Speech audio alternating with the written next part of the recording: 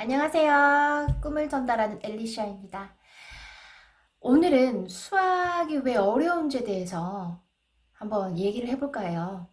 네, 영포자보단 저는 수포자라는 말이 굉장히 많이 들리잖아요. 또 실제로 저는 중고등학교 때도 그렇고 수학을 포기했던 친구들도 많이 보았고 조금 오래전 일이지만 제가 학원에서 강사로 있을 때 한 중학교 2학년 정도만 돼도 전 수학이 너무 싫어요. 이런 학생들을 굉장히 많이 봤어요. 이제 영어보다 국어보다 사회보다 과학보다 시험 전에도 특히 시험 기간에도 수학은 어떻게 해야 될지도 모르겠는 학생들, 안절부절하는 학생들도 많이 봤고요. 그래서 수학이 힘든 이유는 뭘까? 제가 생각해 봤는데 한 4가지 정도가 있더라고요. 첫 번째는 수학은 다른 과목, 물론 다른 과목들도 기초 체력이 충분해야 되죠. 수학은 무엇보다 가장 마라톤하고 똑같고 큰 빌딩을 짓는 거랑 똑같아요.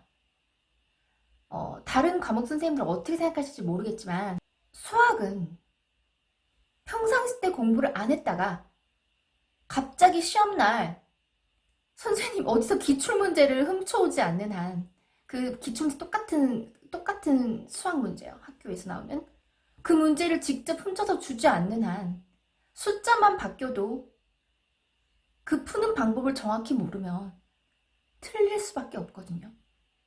그러니까 벼락치기가 안 돼. 수학은 벼락치기가 안 되기 때문에 마라톤 같은 경우도 보세요.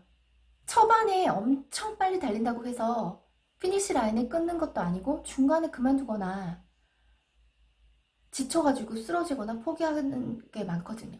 마라톤하고 똑같아요, 수학은. 예를 들어 초등학교 때 뭐 분수 이런 게 기본이 안 돼 있으면 중학교 때 유리수를 제대로 이해할 수 있을까요? 중학교로만 끝나는 게 아니에요. 고등학교 때 뭐 순환소수나 비순환소수 이런 거를 이해할 수 없을 것이며 만약에 안 돼 있다면 기초가 그러니까 전 학년 내용이 그냥 모르고 애매한데 지나가면 그 현 학년이나 그 다음 학년에 반드시 나온다는 거죠. 그 단원이 만약에 예를 들어서 중3 때 단원들이 쭉 있는데 어떤 한 단원이 내가 어려워. 1, 2, 3, 4 단원 중에서 이 단원이 내가 이해가 안 돼. 그랬다면 이 단원과 연관된 그 전학년 부분들이 안 돼 있다는 거예요. 그러니까 빌딩 지는 거 똑같이 기초 골조가 잘 안 세워진 상태에서 계속 높이만 쌓이면 어떻게 돼요? 그 예전에 해외에서 그런 일 있었잖아요. 건물 엉망진창으로 지어가지고 두국 빌딩 해서 갑자기 하루아침에 무너진 거. 그렇게 돼요. 디제스터죠, 진짜. 시험 점수도 안 나와. 나는 수학 붙잡고 있는 것 같은데 모르겠고 이렇게 되는 거예요. 그리고 공식을 내가 외웠어. 암기력이 뛰어나. 공식을 달달달 외웠어. 한다고 해도요. 응용이 안 돼.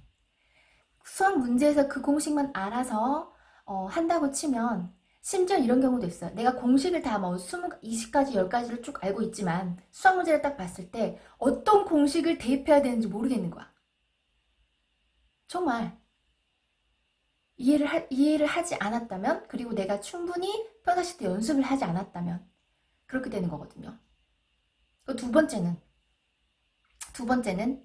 지금 한국이 선행이 몇 년 전부터 아주 오래됐죠. 굉장히 유행이잖아요. 조금 상위권이다, 아니 중상위권이다 싶은 학생들은 이제 선행 다 하잖아요. 저는 한 학기 정도나 빠르면 1년 정도 선행은 가벼운 기본 개념을 살펴보는 거는 괜찮은데 좋은데 뭐 중학교 1학년 학생이 고등학교 수학을 하고 있고 초등학교 뭐 5, 6학년 학생들이 뭐 중3 수학을 하고 있고 그런 경우를 보면 그런 선행을 저는 반대하는 입장이에요. 사람마다 입장 다르고 뭐 생각하는 건 다르지만 왜냐면요. 저도 그렇게 생각을 했었지만, 제 친구 중에, 강남에서 이제 수학 과외를 오래 하는 친구가 있어요. 이제, 그쪽에서 그렇게 과외를 오래 하는 거는 대단한 거거든요. 고등 수학을 하고 있는데, 그 친구도 얘기를 하더라고요. 안타깝다고. 왜냐, 애들이 수학 점수가 예를 들어서 100점 만점으로 봤을 때 한 70점 정도가 나와. 근데 얘네들은 8, 90점이 나와야겠어. 어느 정도 사교육 집에서 많이 시켰었어. 어렸을 때부터. 근데 애들이 어떠한 개념을 설명을 해주면 이렇게 한대요. 선생님 다 아는 거예요. 그 예전에 배웠어요. 배운 지가 언젠데. 다 알고, 다 알아요. 다 아는데 정확히 몰라. 그러니까 수박 겉핥기식으로 공부가 되는 거예요. 선행이 자꾸 이렇게 막 2, 3년 막 하고 하다 보면 물론요. 수학을 너무 좋아해. 너무 잘해. 막 이래가지고 나 이거 좀 알고 싶어요 하는 경우는 자기가 원하면 할 수도 있고 어떠한 방법을 찾아서라도 할 수는 있지만 부모님이 많이 그러시는 경우 있죠. 그리고 어떤 학원 같은 경우는 막 선행 수업을 막 이렇게 커리큘럼 막 만들어가지고 배우게 한단 말이에요. 어, 이제 뭐 학부모도 선행 뭐 해야 되죠. 막 이런 식으로. 아니면 또 학부모님들도 남들 다 하니까 다른 쟤는 야 벌써 2년 앞에 수학하고 있어. 뭐 우리 애도 이제 초등학교 6학년 수학 정도 하고 있어야지 막 이런 식으로. 근데 이제 그 애가 너무 재밌고 만족스럽다면 그렇게 해도 돼요. 근데 아이가 힘들 확률이 많을 거예요. 시간적으로도 힘들고 체력적으로도 힘들고 다른 과목 할 시간은 더더욱 없어지고 수학이 흥미가 요만큼이라도 생기려고 했지만 없어지는 거죠. 힘드니까. 너무 힘드니까. 쉬지도 못하고 계속 진짜 예를 들어 이거잖아요. 50km 달릴 수 있어. 50km 달리면서 괜찮아. 나 이렇게 꾸준히 이렇게 50km 달려볼까 했는데 거의 이제 그 애에게 100km 달려라 하는 뭐 명배낭을 메고 걔를 계속 달리게 하는 거랑 똑같고 더 빨리 달려 이런 거랑 똑같아요. 부담도 주는 것 같고 그래서 저는 지나친 선행이 수박 겉핥기식 그리고 부작용 애들이 알기 때문에 어떤 내용을 선생님하고 새로운 개념이 가도 재미없어요. 들었던 건데?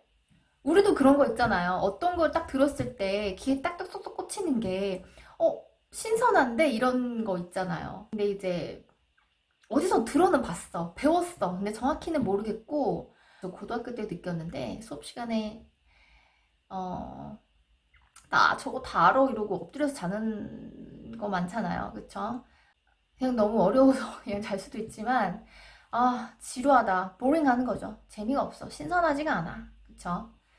그다음에 세 번째는요. 건강한 헬스 라이프로 예를 들자. 그러면 조금씩 소식으로 하루에 한 3번 이상 정도 밥을 규칙적으로 먹는 게 나을까요? 아니면은 막 쫄쫄 굶었다가 뭐 폭식하고 더 나을까요? 건강을 위해서도 안 좋고 이거는 수학도 마찬가지입니다. 매일요. 많은 문제를 풀 수 없어. 내가 다른 과목도 많기 때문에 솔직히 수학만 공부할 수 없잖아요. 다른 과목도 많기 때문에 수학만 붙잡고 3시간 있을 수 없거든. 그래서 저는 진짜 30분 1시간이라도 하자. 일주일에 5번 이상 하자. 매일 하면 좋지만 그래서 매일 이 횟수가 중요해. 이게 내가 얼만큼 이거를 했느냐가 중요해.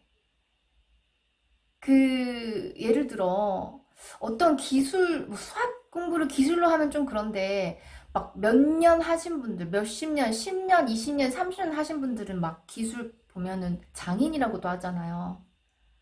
진짜 생활의 달인도 여러분 프로그램이 있었잖아. 지금도 있나? 아무튼 그런 게 쌓이는 거거든요. 진짜 이렇게 공든탑이거든. 횟수가 중요하고 꾸준함이 중요하고 내가 수학 문제를 풀었을 때 경험들이 쌓여서 실력이 되는 거고, 다른 공부하다 시간 없어. 그냥 수학은 그냥 내일 또 하지 뭐 자꾸 미루지 말고 그냥 한 문제라도 풀고 하는 거. 그 네 번째는요, 수학이 어렵다는 부정적인 편견을 심어주는 환경이에요. 이런 환경은 여러 가지 요소가 있겠지만, 제가 봤을 때, 부모님의 경우도 있고요. 부모님에 대한, 이런, 태도? 뭐라 그래야 될까? 태도라 그럴까? 수학에 대한 인식에 대한 얘기는 제가 다음에 또 한번 할 것 같은데, 그것도 영향이 있고요. 특히 한국의 학교 보면은, 솔직히 저도 막 예전에 막 강의할 때 막 수업 대비해가지고 막 하루에 애들한테 문제 엄청나게 풀게 하는 적도 있고요. 막 교과서 문제 다 분석해가지고 엄청나게 진짜, 정말 이거는 애들을 런하게 하는 거 아니고 트레이닝을 제가 시켰네요. 그러니까 진짜 급해가지고 막 한 달 만에 우리는 수학 실력을 키워야 돼 막 이래가지고 하기도 했는데, 학교 시험 문제가요. 제가 뭐 어떻게 이건 너무 시험 문제가 많아요. 시간당. 이거는 예전에 EBS에서도 다큐멘터리에서 나온 것 같고 한데, 특히 우리나라가 되게 심해요. 우리나라가 되게 심하고,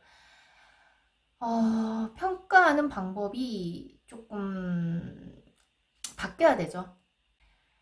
과정에도 좀 부분 점수 들어가고 뭐 이런 식으로 평가 방법도 바뀌어야 되고, 일단은 시험 문제가 너무 많아요. 그 심리적인 압박감 아시죠? 야, 내가 진짜 이 40분 동안에 이 25문제를, 예를 들어서, 정확히 25문제를 풀어야 돼. 막 이러면은, 그냥 이렇게 푸는 거하고 다를 거예요. 그러니까 문제를 보는 순간, 바로 풀어야 되는 거야. 생각할 시간이 없어. 애들이 생각할 시간을 절대 주지 않아.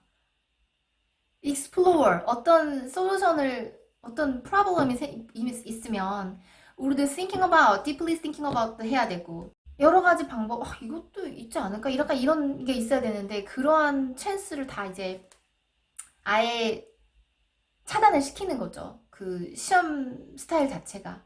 수능도 봐요. 그 하루의 시험으로, 물론 다른 유형으로도 지금 대학교 많이 가고 있지만, 비인간적이잖아요. 저도 진짜 그 하루 만에 그 시험으로, 야, 그 아이가 10년 동안 공부한 거를 평가한다는 것 자체가, 글쎄요. 이런 뭔가 교육적으로, 그쵸? 이거는 바뀌어야 될 부분이고, 자, 오늘 수학이 힘든 이유를 알아봤는데요. 이게 너무 네가티브한 것만 제가 얘기해가지고 저는 좀 네가티브한 거 얘기하는 거 싫어하는데, 그래도 아는 게 힘이지 않을까요? 그리고 우리들이 생각해 봐야 돼. 학생들 또한 생각해 봐야 될 것이며, 어른들 또한, 부모님 또한, 이런 교육적인 이런 정책에 대해서도, 네, 많이 고려할 게 있네요. 이 이유뿐 아니라 엄청난 여러 가지 다른 이유들도 있겠죠. 하지만 그냥 오늘 제가 얘기한 거를 가지고 한번 잘못된 공부 습관 이런 거 한번 생각해 봤으면 좋겠어요. 오늘도 감사합니다. 또 만나요. 건강하세요. 도움이 좀 되셨다면 구독과 좋아요 부탁드립니다. 감사합니다.